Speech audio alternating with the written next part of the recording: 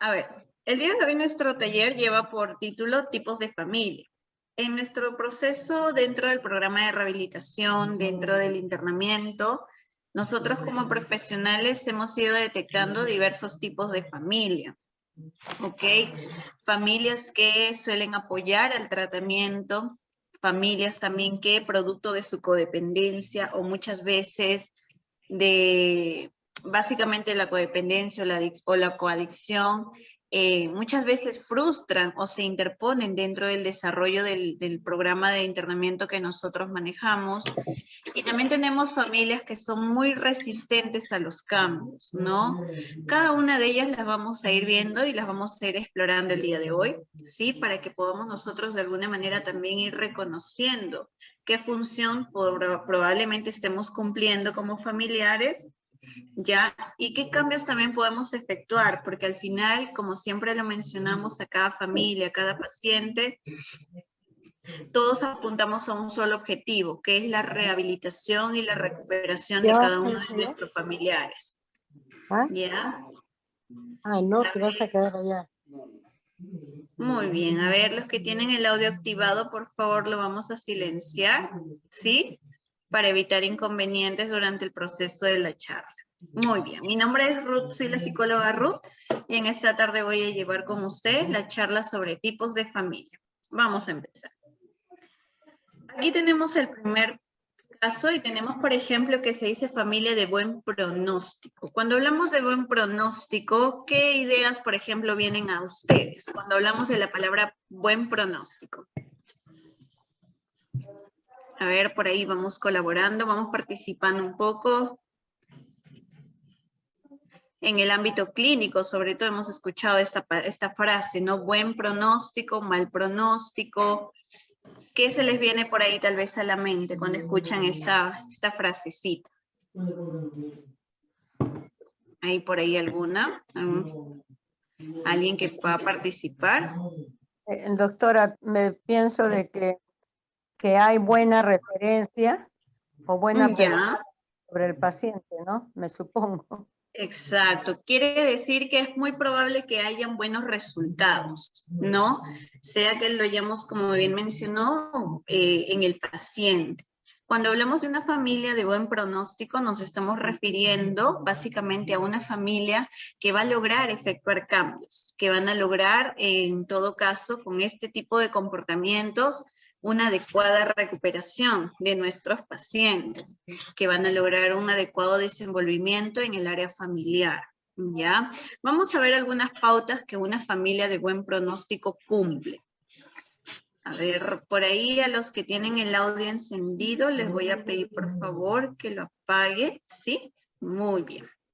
Cuando hablamos de buen pronóstico, cuando hablamos de una familia de buen pronóstico, cumplen con las siguientes características. Por ejemplo, asumen con total compromiso y responsabilidad el programa terapéutico. Las familias que de alguna manera están camino a una rehabilitación, porque si bien es cierto, los pacientes son los principales en recibir un tratamiento en nuestra institución o en cualquier otra institución, la familia también tiene que pasar por un proceso de recuperación, de rehabilitación, ya que el daño también se ha prolongado hacia ellos. Cuando hablamos de una familia que tiene esta característica, es una familia que va a asumir con total compromiso y responsabilidad el programa terapéutico. Es decir, son familias que van a apoyar a la norma, son familias que van a apoyar al trabajo que se realiza dentro de la institución, son familias que no van a estar cuestionando. Una cosa es que yo pueda tener dudas y que busque, que absuelva mis dudas, y otra muy distinta es que yo cuestione el trabajo de los profesionales que están dentro de la institución.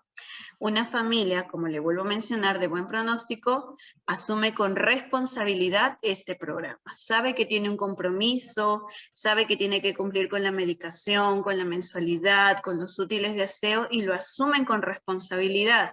porque no se está buscando un beneficio para el personal, se está buscando un beneficio para el mismo paciente. Número 2, una familia con buen pronóstico replantea sus estilos de crianza. En la charla anterior ustedes tuvieron la charla acerca de estilos de crianza, ¿verdad? Y se hablaron de algunos estilos que no son saludables o que deberíamos corregirlos por el bienestar de nuestro familiar. La familia de buen pronóstico identifica cuál es su estilo de crianza y replantea la forma en la que lo ha estado desenvolviendo o desempeñando. Número 2, una familia de buen pronóstico es consciente de su coadicción. Cuando hablamos de coadicción, hablamos de esta dependencia que tenemos hacia nuestro familiar que se encuentra internado. Nos sentimos sobreprotectores, sentimos que ellos están aquí por nuestra culpa y para subsanar esa culpa queremos darle todo lo que él necesite para que él pueda sentirse bien o queremos complacer todas sus necesidades. Y muchas veces dentro de esas necesidades llegamos al punto de complacer cuando ellos solicitan que los retiremos y vamos y los sacamos. Entonces, cuando una familia considera que hay aspectos que tiene que cambiar, son conscientes de esta coadicción y saben establecerse límites. A mí, por ejemplo, me ha tocado familias que muchas veces me han dicho, señorita, yo sé que si voy y mi hijo me pide que lo saque, yo lo voy a sacar. Por eso mejor no voy hasta que yo me encuentre más preparada o hasta que yo pueda trabajar esta coadicción. Eso, por ejemplo, es un buen indicador de que una familia está con el deseo de una recuperación. Otra característica de una familia con buen pronóstico es que respeta las normas del programa terapéutico.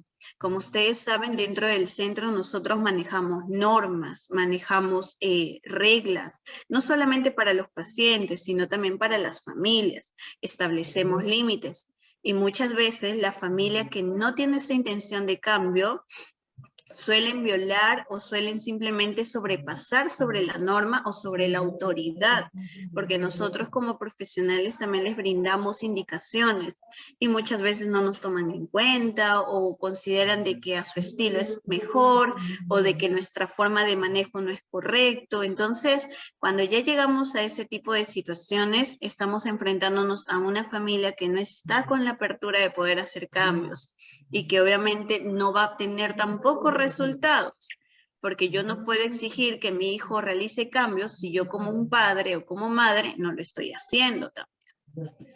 Punto número 5. La familia de buen pronóstico realizan autocrítica y, como lo había mencionado anteriormente, efectúan cambios. La autocrítica es identificar también qué aspectos tengo yo por mejorar, por corregir, y empiezo los cambios. No solamente me quedo con que, yo soy así y así seré siempre. No, una familia que quiere de verdad lograr una recuperación, como lo vuelvo a mencionar, efectúan, esta palabra es fundamental, cambios. Cambios a nivel de organización, a nivel de límites, a nivel de normas también. Otro punto muy importante es que reconocen que tienen un problema.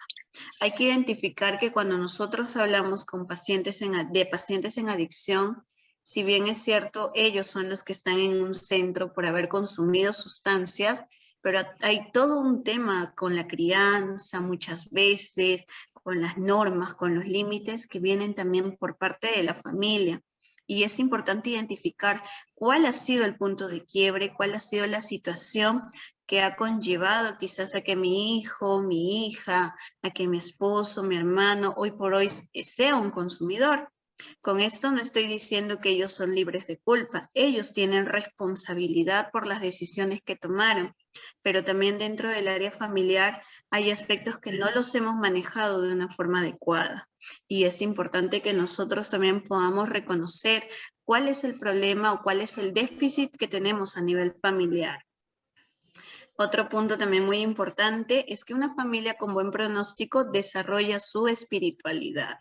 Es muy importante la parte espiritual, como bien les enseñamos aquí a los pacientes, porque es de alguna manera fundamental criarnos sobre valores en fe, en amor, en esperanza, valores propios del ámbito espiritual. Entonces, una familia también con buen pronóstico va a buscar desarrollar esta espiritualidad.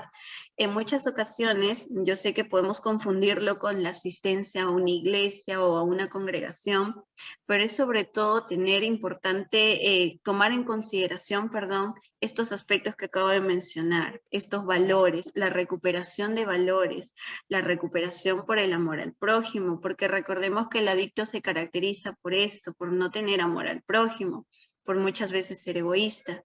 Y es importante poder trabajar todos esos aspectos también a nivel familiar. Otro punto es que son conscientes que al observar una mejoría, esta puede ser temporal. Muchas veces, y esto creo ha sido lo más común que hemos visto en la comunidad, que a veces vemos que nuestro hijo está bien a los 2, 3, 4 meses y ya consideramos que es tiempo suficiente para que nuevamente vuelva a la calle. Y en realidad no es así. Una mejoría temporal no garantiza que el paciente ya haya logrado una rehabilitación. Por eso que es muy importante tomar en cuenta el programa completo. Y creo que eso lo hemos conversado con cada uno de ustedes de forma muy particular, ¿no? Porque a veces esta mejoría temporal, solamente como bien dice esta frase, es temporal, es solo por un momento, es solo por una motivación. E incluso muchos pacientes aparentan una mejoría, ¿ok?, con la finalidad de convencer a la familia de que el tiempo que han estado internados es más que suficiente. Y tenemos también nosotros que ser conscientes de que si por muchos años no hemos visto cambios, no hemos visto decisiones, con 2 o 3 meses, no es que ya ellos han logrado una rehabilitación, y hay que ser muy conscientes de esa situación. Una familia de buen pronóstico se da cuenta y es consciente de que a pesar de que yo lo vea bien, él tiene que culminar este proceso. Aunque sea difícil tal vez para mí como madre tenerlo lejos, o que sea difícil para mí como padre no verlo todos los días, yo también soy consciente de que mi hijo necesita recuperarse. Y aunque me cueste, la importancia de un programa completo, sin duda alguna, trae muchos más resultados. Y el último aspecto es que las familias de buen pronóstico perseveran con el tratamiento. Saben que el tratamiento, como les vuelvo a mencionar, no es sencillo porque a veces extrañamos a nuestros familiares, quisiéramos verlos, a veces es nuestra única hija, pero es muy importante comprender, ¿no?, y ser conscientes de que tenemos que continuar con este proceso, porque 5 meses no acreditan una rehabilitación, lo vuelvo a repetir. No es que 5 meses ya mi hijo está recuperado, no es que en 2 meses mi familiar ya está recuperado, no. A veces solo es una recuperación aparente y, como les manifesté hace un instante, puede venir disfrazada de una manipulación. Por eso que es muy importante estar atentos. Nosotros hicimos una primera entrevista donde les comentábamos acerca del tiempo de internamiento y nuestro programa, en qué consiste nuestro programa. Y para los que estuvieron, y bueno, sé que algunos no, nuevamente se va a volver a subir ese video. Ahí está estipulado cada objetivo que el paciente debe lograr por cada etapa, que por qué razón es importante un periodo de tiempo, como nosotros lo planteamos, que es 16 meses, y por qué si nosotros interrumpimos, las probabilidades de una recaída son cada vez más altas. Entonces, hay que estar muy conscientes de lo que nosotros de las decisiones que vamos a tomar respecto a nuestros hijos, a nuestros familiares, ¿no? Y por sobre todo, entender que hay decisiones que aunque me cuesten son necesarias, porque es para un bien, ¿no? En el momento quizá a mí me dolerá, me hará sufrir mucho una decisión, pero tengo que comprender que es para el bien de mi familiar, ¿sí? Vamos a pasar al siguiente. Les comento, si el enlace se llega a cerrar, recuerden, volvemos a ingresar al enlace que les han enviado por el WhatsApp, ya, para continuar con nuestra charla. Muy bien, vamos por el siguiente. Tenemos familias de mal pronóstico. ¿Qué características tienen estas familias de mal pronóstico? Familias que de alguna manera, por más que nosotros querramos trabajar con el paciente o tengamos las mejores intenciones, es una familia que no apoya el tratamiento. Vamos a considerar, vamos a evaluar y les voy a pedir que estemos muy atentos, porque si alguno de nosotros logra identificar alguna de estas características, es muy importante que empecemos a efectuar cambios, ¿sí? Muy bien. Familias de mal pronóstico. Una de las primeras características con las familias de mal pronóstico es que son soberbios. Los clásicos familiares que se consideran los sábelo todo, no están dispuestos a aprender. Oyen, pero no escuchan. Y la característica frase que utilizan es, sí, yo ya lo sé. Señora, mire, le comento lo siguiente, usted podría manejar de esta manera a su hijo. No, sí, ya lo sé, señorita, no se preocupe. Señora, recuerde que la manipula. No, yo ya lo sé. Señora, considere de que de alguna manera nosotros le estamos dando algunas pautas. No, yo ya sé cómo manejar a mi hijo. Yo ya sé cómo manejar a mi esposo. Entonces, tampoco va a ser de mucho beneficio, porque si de alguna manera consideramos que ya lo sabemos todo, entonces, de alguna forma, porque hemos tenido que buscar una institución, porque afuera no lo hemos podido manejar. O las clásicas familias, ¿no? Que vienen y dicen, doctora, yo he escuchado que la terapia tal, yo he escuchado que tienen que trabajar así, yo he escuchado que tienen que corregir de esta manera. Y es que en realidad, a veces cuando consideramos que lo sabemos todo, en realidad es un punto que no nos va a beneficiar, porque no nos va a permitir reaprender. Si nosotros pensamos de que hasta este punto conocemos todo, lo sabemos todo, entonces, ¿por qué nuestro familiar no se pudo encaminar de una forma adecuada? ¿Por qué nuestro familiar, si ya lo sabíamos todo, termina consumiendo sustancias? ¿No? Es porque de alguna manera el ser soberbios no nos va a permitir tener esta apertura de poder reaprender, de poder reeducarnos, ¿entiende?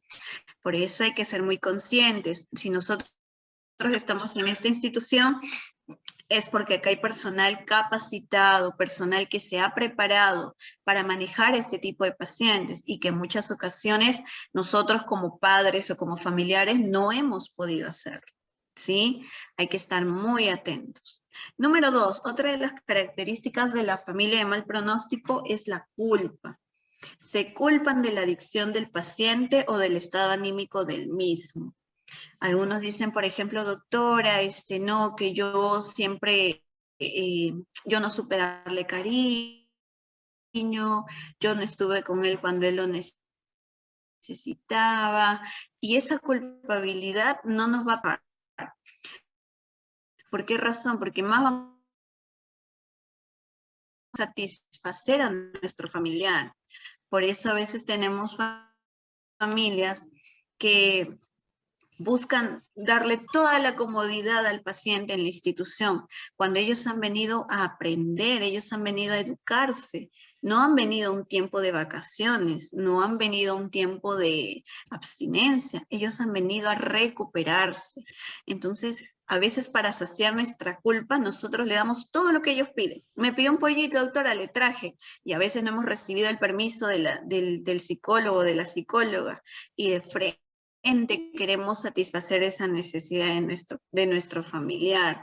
O en otros casos, por ejemplo, sentimos de que si no lo sacamos en el tiempo que le hemos dicho, él se va a resentir y va a estar triste y no va a querer colaborar, no va a querer apoyar. Y a veces tenemos que entender que los pacientes, el mejor lugar para que se frustren es en la comunidad, porque aquí ellos van a aprender a manejarlo sin una sustancia. Aquí ellos van a aprender a manejarlo autorregulándose. Entonces tenemos que ser muy conscientes también si nosotros estamos actuando con culpa o por culpabilidad, porque eso tampoco no nos va a permitir ver de forma adecuada cuál es la conducta de mi hijo. Y muchas veces voy a pensar, por ejemplo, que si él se porta mal es porque yo no vine a visitarlo, o si él está ansioso es porque yo no le he llamado, si él está malcriado es porque yo no le he ido a ver, no le he mandado sus extras. Entonces no es así. Tenemos que comprender hasta qué punto y establecer límites, sobre todo en el trabajo que realizamos. ¿Ok? Entonces, el cuarto punto, por ejemplo, que es una característica de una familia de mal pronóstico, es la confianza ingenua. Confía extremadamente en el paciente y le cree todo, a pesar de los alcances y recomendaciones que brinda él psicólogo. Esta es otra de las dificultades tan grandes que hemos visto dentro de la institución, que a veces venimos con esta, como lo mencionábamos, esta codependencia, esta culpa, y si nuestro paciente nos dice, mamá, aquí me tratan mal, aquí no me tratan bien, le creemos, no nos importa si el psicólogo, el coordinador nos ha manifestado que él puede manipular, ¿y qué hacemos? Optamos y lo sacamos. O si el paciente nos dice, mamá, que no, que aquí no puedo dormir, que estoy sufriendo por no verlos, por nuestra culpa, lo sacamos. Y a veces caemos en este error de creerle todo a nuestros pacientes. Y recordemos que el adicto se caracteriza principalmente, ¿por qué? Por mentir.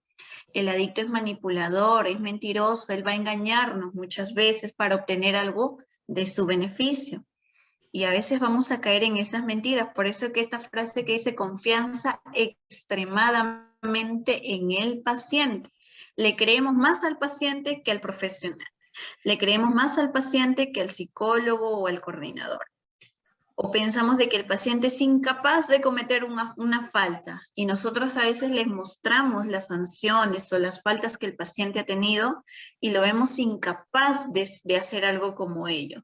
Entonces, eso también es algo que no nos va a permitir ayudar, porque siempre vamos a estar cuestionando si lo que me ha dicho el psicólogo será verdad, será mentira, y más vamos a estar en contra del profesional por darle crédito a lo que ha dicho nuestro familiar. Entonces, esto es un punto que también tenemos que ir corrigiendo. Vamos a continuar. A ver.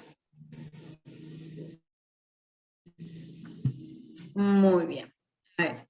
El siguiente, el estancamiento. Una de las características también de este tipo de familias es que son personas o son familias que se muestran muy motivadas cuando inician el tratamiento, pero pasa el tiempo y ya no consideran necesario realizar un cambio, o ya no avanzan ni retroceden. Son familias que al comienzo estaban muy motivadas, querían asistir a las charlas, querían que su paciente termine todo su programa para que salga recuperado.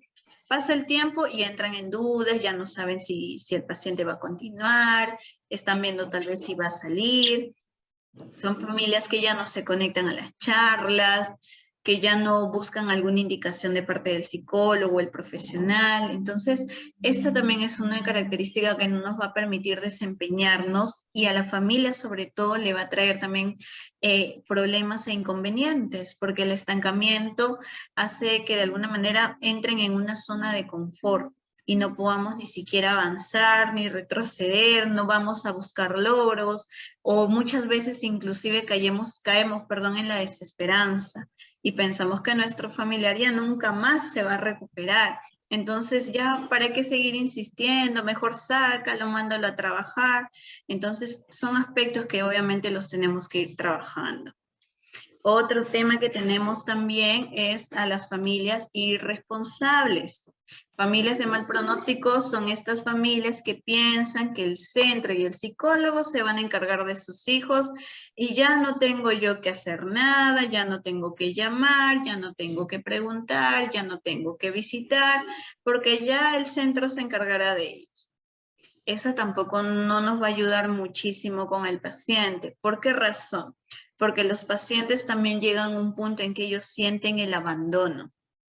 No está bien venir muy seguido porque ellos sienten sobreprotección, pero tampoco es dejarlos al cuidado del centro y del psicólogo, nada más. Y yo no preocuparme por nada, yo cumplo con pagar mi mensualidad y listo.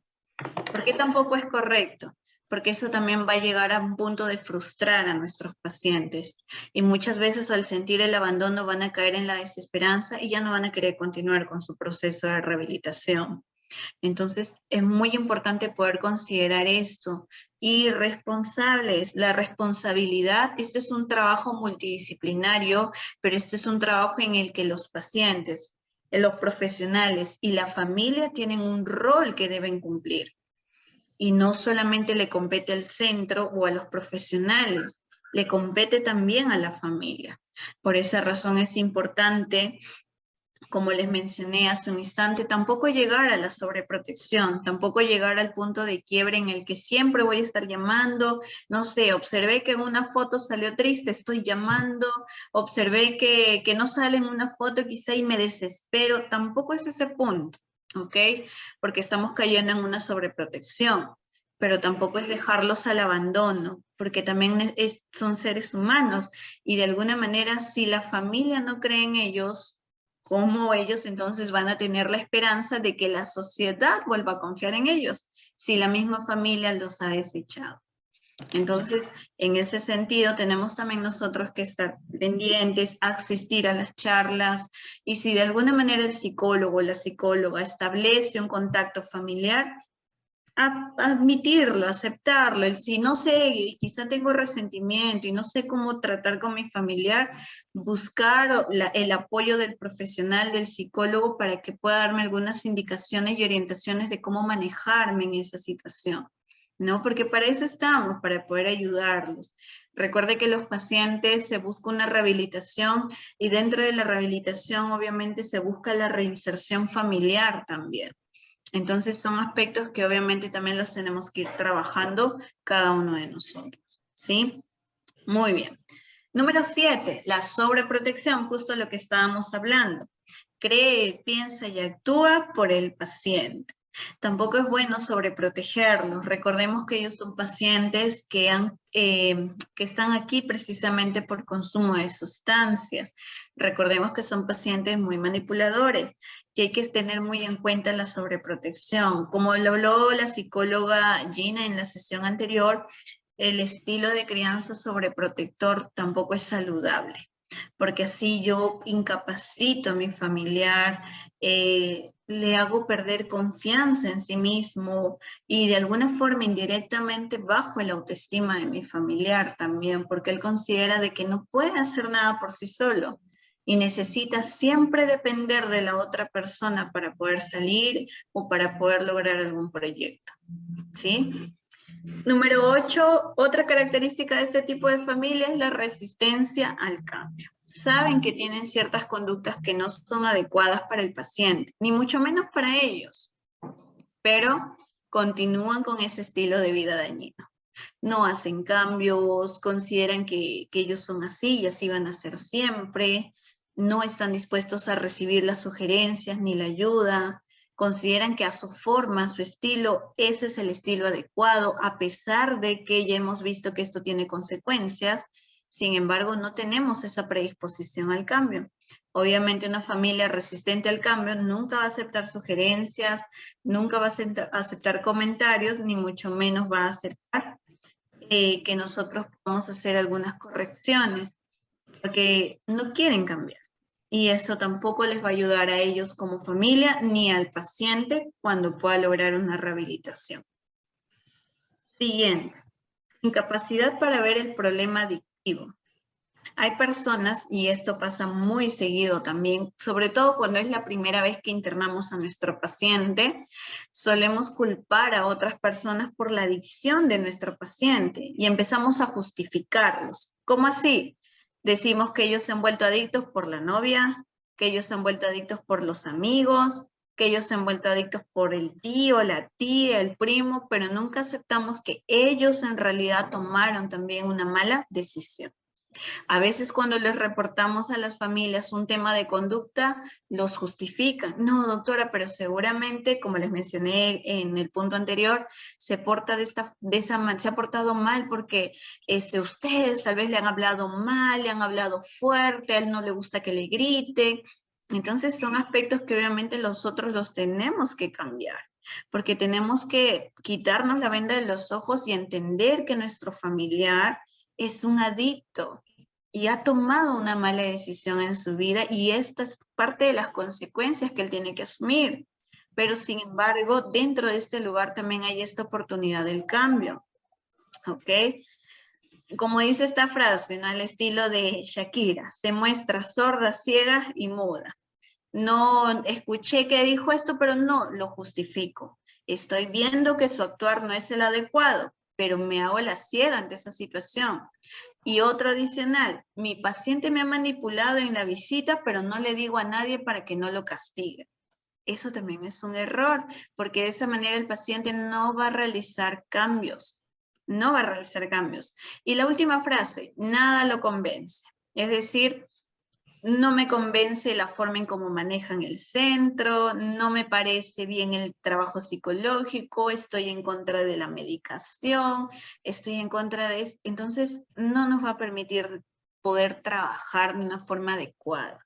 Tenemos que primero ser conscientes de que nuestro familiar tiene un problema y está aquí precisamente para recuperarse.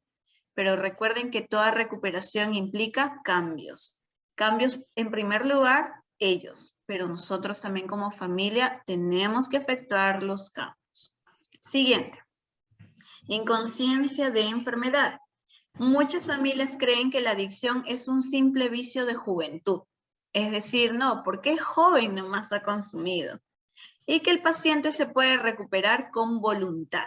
O algunos dicen la clásica, ¿no? Psicología positiva. Siempre díganle, tú puedes, tú vas a salir, tú lo vas a lograr y el paciente se va a recuperar con voluntad. Y no es así. La voluntad sí cumple una función, pero no es la que determina una rehabilitación y eso también tenemos que comprenderlo. Y la adicción es una enfermedad, no es un simple vicio, no es un simple desliz, es una enfermedad.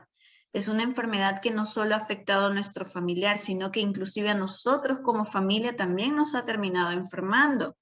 Y es necesario poder ser conscientes de todo ello. Y recuerden, no solo con voluntad, hay algo muy puntual, muy importante, que es precisamente lo que se imparte dentro del programa. Disciplina, corrección, castigo, sanción, reconocimiento, todas esas virtudes o frases que les he podido mencionar son parte de lo que uno emplea para la recuperación del paciente. El paciente sabe que muchas veces vamos a tener que ser confrontativos, pero no es porque nos caiga mal, no es porque tengamos algo en contra de ellos, es porque queremos de verdad que ellos generen conciencia y hagan cambios también. Y punto número 12, familia de riesgo, que son las familias que de alguna manera no tienen principios o tienen conductas amorales. En este caso, tenemos familias incluso que muchas veces son microcomercializadoras de drogas. De todas formas, es una familia con mal pronóstico, porque aunque uno busque la forma de sugerirle o de decirle que su familiar está poniendo de su parte, si este paciente regresa a ese lugar de riesgo, obviamente va a recaer. Y es muy importante tomar en cuenta ello. ¿Sí? Y el tercer tipo de familia y último es la familia inayudable. Es decir, la familia que ya no podemos ayudar. La familia que a pesar quizá de los esfuerzos no se deja ayudar. Y hay que estar muy atentos si estamos en este grupo para poder trabajar. ¿Sí? ¿Cuáles son estas características? Encubrimiento. Oculta las conductas negativas del adicto, pues considera que de esa forma le va a hacer un bien. Obviamente eso está mal, porque yo tengo que ser sincero y transparente. Aún así me dé vergüenza contarle al psicólogo, a la psicóloga, que mi hijo me amenazó en algún momento, o que mi familiar en algún momento agarró un cuchillo y me quiso dañar o lastimar, o que mi hijo, mi hija estuvo en prisión por esta razón, tengo que hacerlo. Porque de esa manera, de esa única forma, él va a recibir el apoyo, él va a recibir la ayuda. Yo no puedo ocultar ciertas conductas de riesgo, porque en lugar de ayudarlo, estoy haciendo de que él mismo vaya a cada día alimentando esa conducta y no empiece a corregirla. Igual aquí, cuando hay una visita familiar y el paciente te dice algo como, por ejemplo, ¿cuándo me vas a sacar? Si no me sacas, yo me fugo. Si no me sacas, yo me mato, porque incluso pueden amenazarte de esta manera. O si el paciente, por ejemplo, te dice, mamá, aquí me tratan mal, pero no les digas nada porque me van a castigar, y yo me quedo callada, eso es encubrir la conducta de mi familiar, de mi paciente, y voy a reforzar esa conducta. Entonces, obviamente no va a afectar ningún cambio. Siguiente, sometimiento. Tenemos miedo, sentimiento de pena por el adicto y autosuficiencia, pero sobre todo miedo.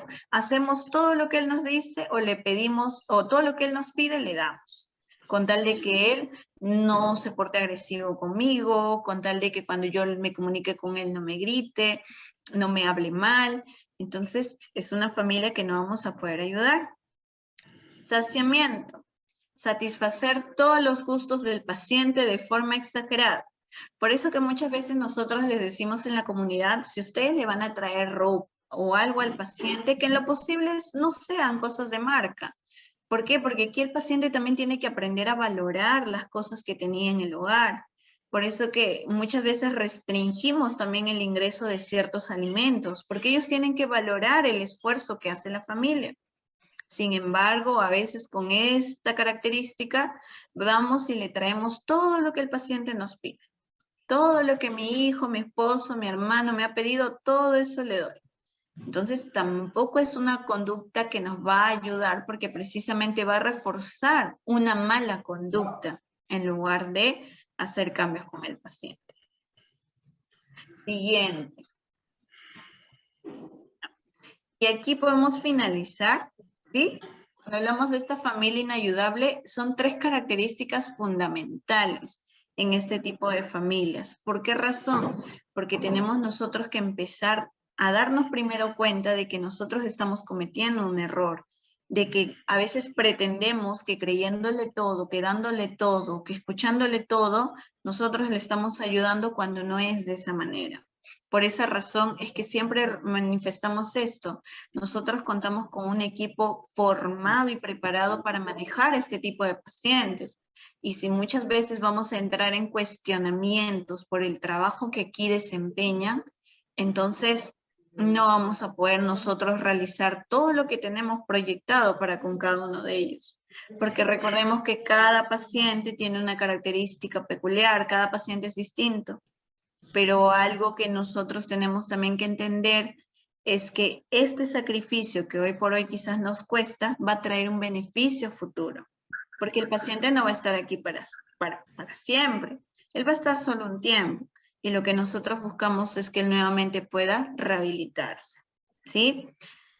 Bien, a ver, entonces, hasta aquí he finalizado con la presentación del tema del día de hoy. No sé si tienen alguna duda o alguna pregunta, me la pueden efectuar sin ningún inconveniente. Doctora. Sí, buenas tardes. Perdón, doctora. Quería consultarle algo. ¿Y cuánto es el tiempo adecuado para que un paciente esté rehabilitado? ¿Cuánto es el tiempo? Más o menos, a ver, un aproximado. Mire, el proceso en realidad es relativo porque nosotros tenemos un programa de 16 meses, ¿ya? A ver, un momento, voy a silenciar, ya. Vamos a silenciar nuestros micrófonos, por favor, para evitar por ahí la interferencia. Ok. El tiempo es relativo en realidad. Nuestro programa es de 16 meses, ok, porque es el tiempo que nosotros hemos considerado para que un paciente pueda llegar a una reinserción social. Sin embargo, hay pacientes que ameritan más tiempo. ¿Qué aspectos tomamos en cuenta? El tiempo de consumo, ya, es muy importante evaluar también el tiempo de consumo, la droga también con la que han consumido, ¿ok? Y también los daños que el consumo ya pudo haber generado en el paciente, porque recordemos que hay pacientes que por el consumo desarrollan una enfermedad, como por ejemplo esquizofrenia, o por ejemplo en algunos casos llegan a recibir diagnósticos duales como trastorno límite de la personalidad o trastorno bipolar. Entonces, todos esos aspectos nosotros los evaluamos y nosotros por eso sugerimos a la familia cuánto tiempo quizás adicional puede estar el paciente. Pero lo ideal es que el paciente siempre haga un programa completo. El resto es el tiempo de refuerzo, que pueden ser de 2, 4, 6, 8 meses. Pero siempre es muy importante que el paciente haga un programa completo, que son 16 meses. Okay. Doctora, dígame, ¿y las etapas que están realizando nuestros hijos? Por ejemplo, la primera etapa Creo que es inicio. La segunda etapa es, ¿cómo se? No me recuerdo. La primera etapa es son 5 etapas, dependiendo. Recordemos que nosotros manejamos 2 programas de rehabilitación, uno que es salud mental y uno que es adicciones. El programa de salud mental maneja 3 etapas, pero son para pacientes, obviamente, que ya tienen un deterioro cognitivo.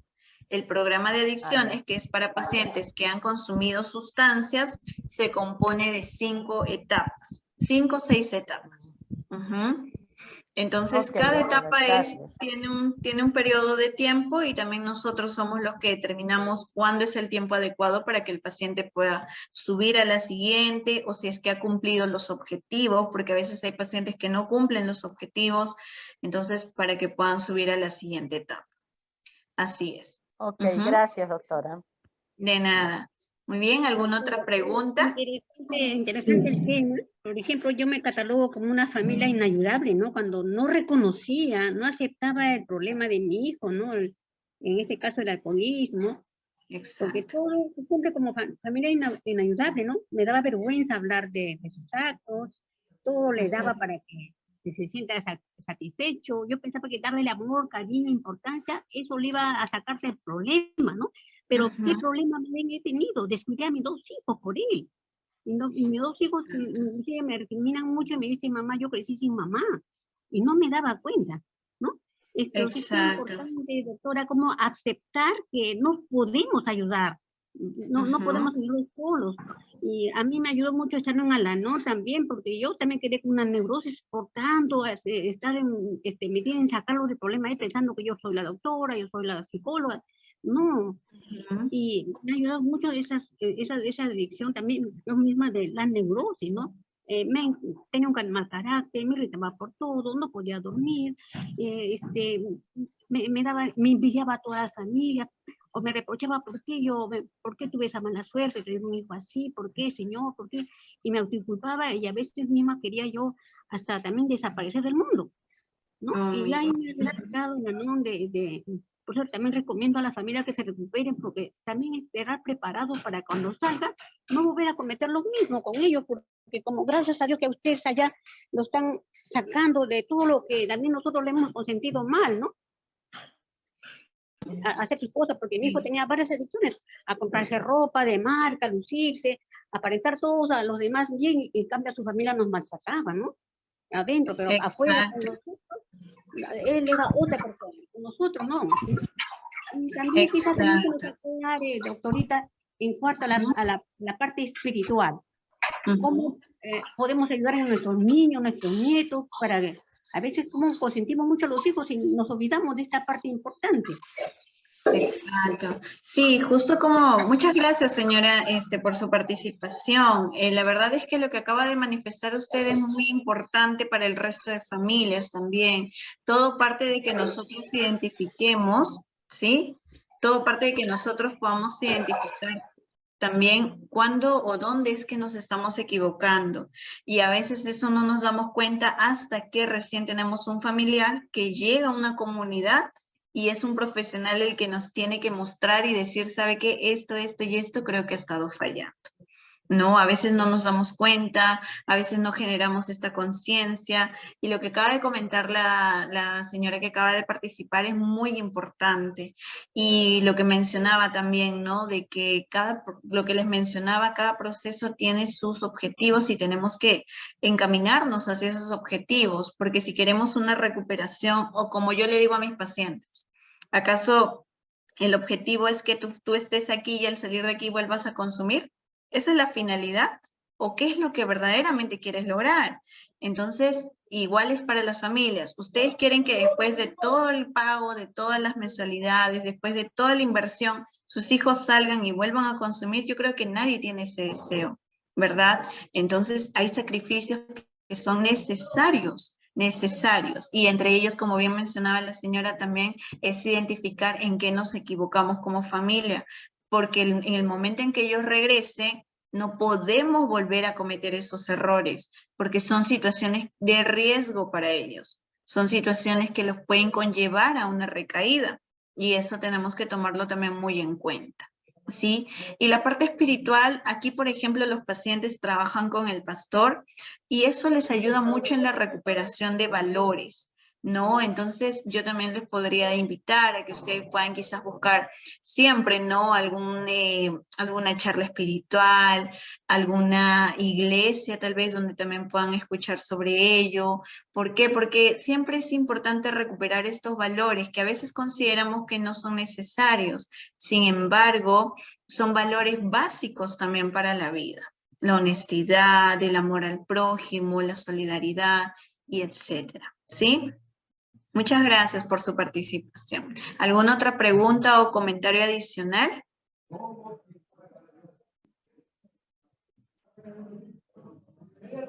Sí, yo quería comentarle algo. Sí. Quisiera saber si hay algún análisis que se le haga para saber cuánto está afectado el cerebro en el caso, bueno, de drogadicción, porque sí, o sea, claro, yo veo en los niveles de mi hermano que han ido aumentando, pero de repente las sustancias, no sé exactamente qué, pero yo quisiera saber en qué parte del cerebro, en qué parte médicamente le ha afectado. ¿Hay algún análisis que me pueda decir eso? Mire, en realidad nosotros determinamos cuánto ha afectado la droga a nivel neuropsicológico con evaluaciones que nosotros le realizamos a los pacientes. Nosotros también tenemos a la par un programa de neuropsicológico, ¿ya? Y esa es la forma en la que nosotros detectamos si hay áreas que se han deteriorado producto del consumo de la sustancia, ¿ya? Pero todo eso lo hacemos, como le vuelvo a mencionar, a nivel médico es complicado porque eso tú te das cuenta si ya hay déficit de memoria, hay déficit de atención, hay dificultades en la concentración, entonces eso básicamente nosotros no lo notamos o lo percibimos desde el área psicológica, ¿ya? Con las evaluaciones que realizamos. Y eso es lo que básicamente nos da un aval para nosotros poder empezar a estimular o trabajar con el paciente en base a la magnitud de la dificultad que haya tenido, pues, ¿no?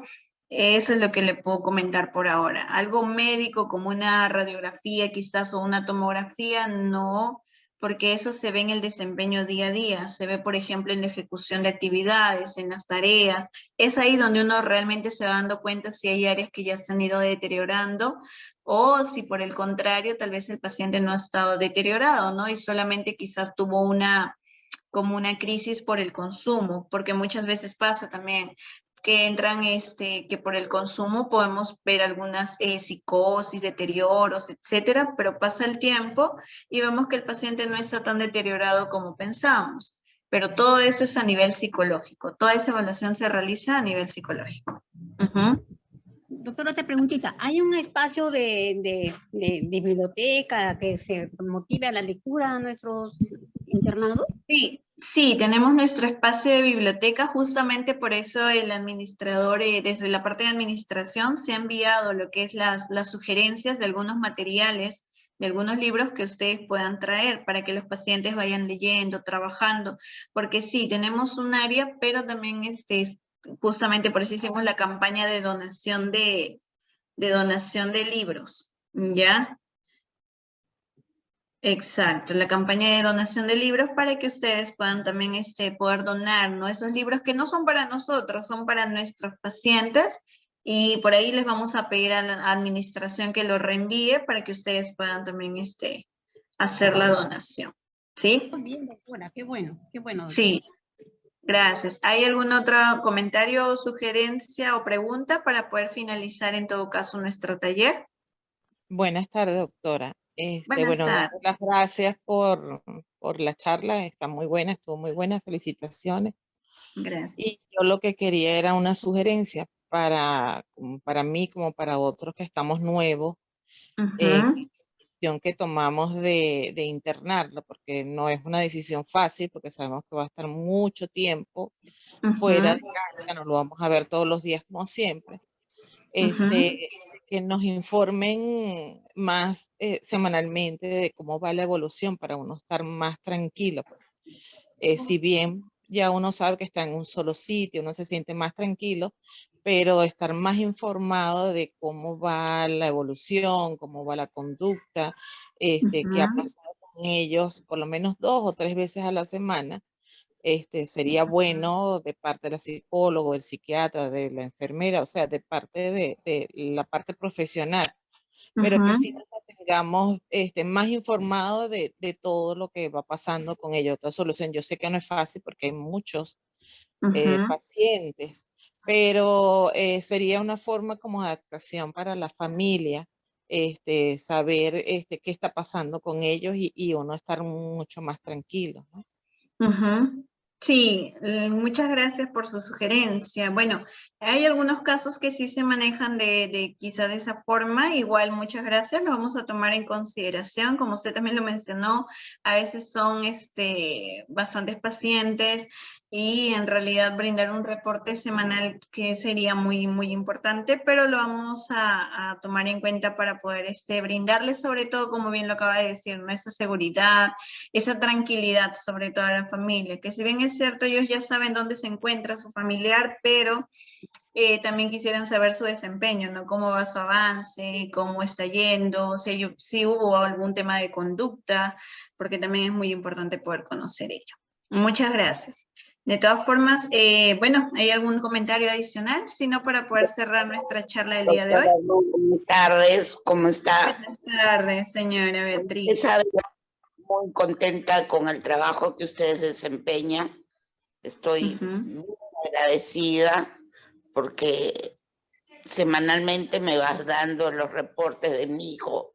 Veo en las fotos, en los estados todos los días de las actividades que ellos hacen y me parece muy, muy, muy recomendable, ¿no? Para todo lo que estamos en esta reunión, ¿no? Que como dice una señora que ella quisiera reportes más seguidos, pero creo que es suficiente con un reporte semanal porque ahí especifican todo lo que va avanzando, ¿no? Ustedes como profesionales. Yo realmente estoy muy contenta con el poco tiempo que tiene mi hijo, pero veo que está avanzando un montón. Muchas gracias. Y la reunión ha estado bastante interesante. Gracias. Sí, bueno, como les manifestaba, es cuestión de ir manejando y ir haciendo siempre también unos ajustes al manejo que realizamos.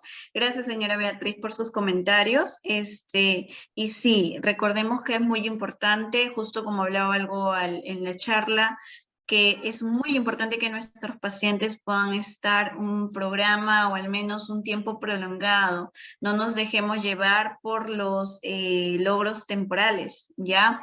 Porque los logros temporales pueden ser también una manipulación. Así que siempre enfoquémonos en ello. Yo sé que puede ser un esfuerzo, pero y cuando tengamos alguna duda, nuestro paciente, no sé, nos dijo que le pegaron, que le hicieron algo, no nos quedemos con esa duda, siempre consultemos al profesional, porque a veces le damos credibilidad a lo que dice el paciente, ¿ok?